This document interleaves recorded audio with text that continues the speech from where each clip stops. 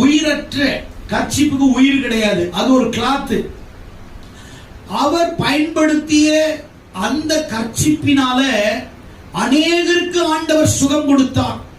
அநேக வியாதிக்காரர்கள் சுகமானார்கள். அநேக பொல்லாத ஆவிகள் அவர்களை விட்டு போயின.